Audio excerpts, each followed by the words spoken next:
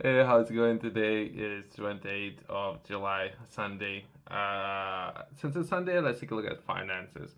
Something that would be worth taking a look at since, as of now, we're taking a look at UK, perhaps how new government. It has been some time now, so we can reflect and see how a new government is going to be taking a look at the government's finances and what approach perhaps they're going to have since they have released their manifesto. Since now it's been some time and they had plans. Let's take a look at the reflection and some of those plans, as well as I managed to find quite a few press releases, and that will be four press releases that we're going to be taking a look at. Beginning with the first one, that will be Tories deliberately cover up true state of public finances, says Minister. I don't want to get, since it might be today's video might be very political, so that's not what I'm looking for, and there might be a lot of blame. A lot of people might push the blame around all these kind of things. I'm not interested in politics. I'm interested in direction where things are moving, right? So that's the only thing I'm interested in, as well as who. So if new government is looking to set up new projects and where the finances would come for those projects, and if government is going to be looking to increase taxes, and if they're going to be looking to increase taxes on what? That's the only thing that I'm interested in. I haven't read any of those articles. Perhaps within those articles they're going to go into politics, right? So once that's been said, let's take a look at some of those articles.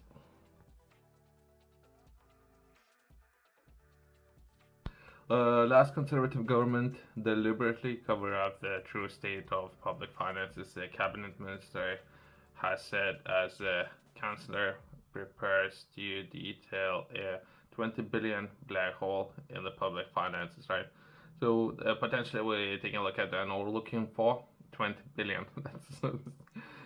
Or perhaps there's new projects that the government is looking to launch, and this is a target that they're looking to source from somewhere to finance some of the new initiatives, right? So we were taking a look at quite a few of those. Perhaps that would be me rephrasing it, but I'm not trying to get political, right? So we need, either way, we need to source more money, and that money would need to come from somewhere. So it's something that I'm only interested in understanding, right? The environmental secretary, there's a name there, said the cabinet colleagues always knew the inheritance from the Tories was going to be bad, but they, since coming to the office, they had found additional pressures that has not been disclosed.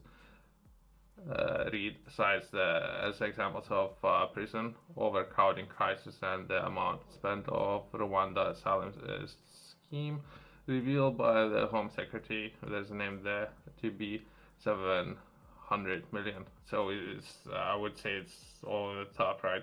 But they're just pointing out fingers again. So I don't know if it's entire article is going to be like that, but we don't have time. They just point out two examples, and we're taking a look at who to blame, right? So if they did it, they're gonna do it for the same government, and we're gonna be wasting time. Let's progress to the next article.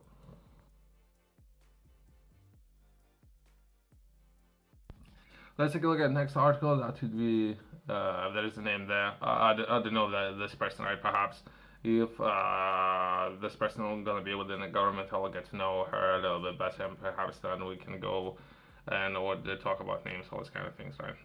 Promise to be honest is a risky move, right? So she is planning to be honest, right, when it comes to finances, which might be risky, but I will, myself or others would appreciate that, and it would be a lot easier and faster just when it comes to solving problems and talking about problems, right? I don't know if it's a good tactic, right? But either way, let's take a look at this article and see if we won't gonna get too political, right? This person will give a statement to Parliament on Monday promising honesty about the scale of financial challenges faced by a new Labour government, right? So there are a lot of financial challenges, as well as they're going to be looking to source finances. They, as of now, we're discussing something that was passed to them, right? But if they, I believe, if they're going to be looking to launch new initiatives, they're going to need more money, right? So there's a lot of things, right? The audit of public spending she ordered when she became chancellor is an unsealed exercise that has not occurred before. It's not about new policy or fresh borrowing forecast. Yeah, exactly right. So they might still have a lot of finances to cover as well as they need to borrow more. And I was taking a look at, I think it was last week, that UK is borrowing like, I don't know. There's a lot of historically speaking, it's one of the highest borrowing ever. So perhaps they should consider better ways of sourcing capital. But either way, instead of Treasury officials have been digging into department plans to unearth some expected cost and implied cost of public services under spending plans inherited from previous government, public wards all audit in public spending pressures is risky. It will be a significant test for a new chancellor, right? So perhaps audit. I would perhaps myself and others would appreciate to have an audit of everything what's happening with the government and where they could reduce costs, right? As of now, operational costs. That would be another way of approaching it. Other governments are doing it, right? So it's something, and we are taking a look at Kenya, right? Where they were looking to increase taxes, and there was a massive backlash from the people who would have to pay for this massive government.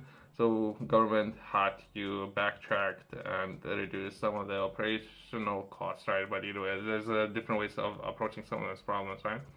Then she stands up tall MPs that she has discovered billions of pounds of unexpected spending pressures, and many will have questions.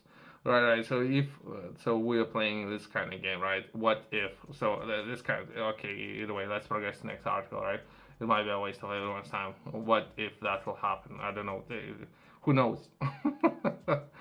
What's happening? Well, it's something I'm looking to discuss. I wonder, right? So either way, let's progress to the next article.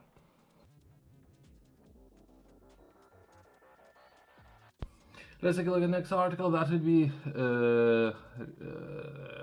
there's I think that's the name set to reveal public finances shortfall of billions, right? So perhaps that's the reason why there isn't an audit going on, which might be important.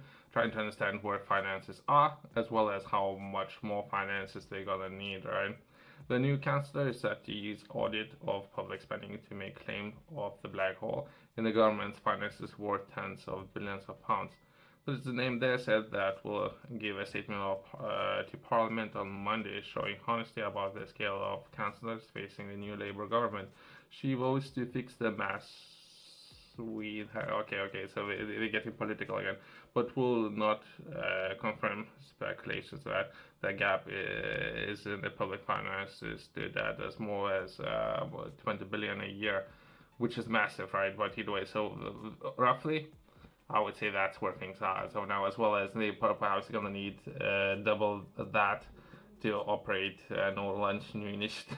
So I would say, but either way, we're speculating, right? So let's take a look at the last article, and we're just trying to understand it. We're not pointing fingers, and we're trying not to get political, right?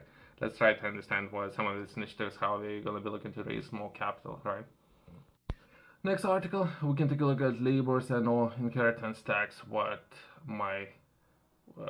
we see from the new government, right? So this is something that was published on 25th of July, so some time ago. So let's take a look at some of those initiatives, how they potentially currently looking to assess the situation, where they are, as well as some of the plans where they're looking to source money. I don't know, it's good or bad. I will leave for people to decide, but let's take a look at this article and what we can find. Labour's plans to inheritance tax. That is the only official statement in Labour's manifesto about inheritance tax is that it will end the use of offshore trusts to avoid inheritance taxes, right? I was taking a look at that previously. Some people would say numbers up to 33% or so of the tax avoidance, but I don't know if it's accurate number, right? But perhaps if I know it, some people know it as well as perhaps there's more to it, right? The proposed changes for non-DOMs and to offshore trusts are significant and may well require substantial right, of inheritance tax legislations, right? So if they look into source 20 billion or so, I would say perhaps 40 billion, they need to do something, right? So that's potentially a process of how they're looking to address this issue. While others, inheritance tax changes are not confirmed about rule out, updating the legislation to reflect these proposals may provide Labour with opportunity for further and or more sweeping inheritance tax reforms, right? So let's close on that since there's a lot of speculations as well as how much they're looking to increase that. I think it's something that they were looking to do in US, similar tax reforms, and it didn't go well in US. So I don't know what's gonna happen in UK, right? Let's close on that. Thanks for watching. See you next one.